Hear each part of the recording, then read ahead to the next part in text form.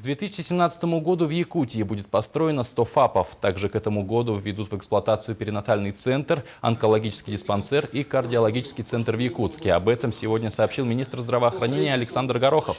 На финансирование данных направлений в этом году выделили 31 миллиард рублей, львиная доля которых поступила из республиканского бюджета. Глава Минздрава также отметил, что в этом году в Якутии улучшились параметры естественного прироста населения. Показатели рождаемости и продолжительности жизни увеличились. Также Минздравом ведется целенаправленная работа по подготовке медицинских кадров.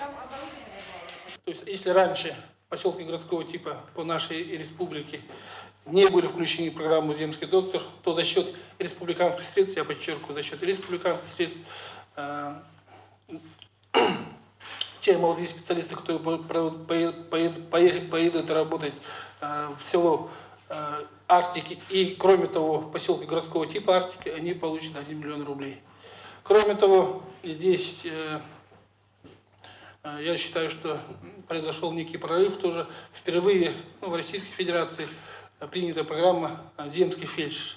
То есть те фельдшера, которые поедут работать в село Арктики, также получат подъемный в размере 500 тысяч рублей.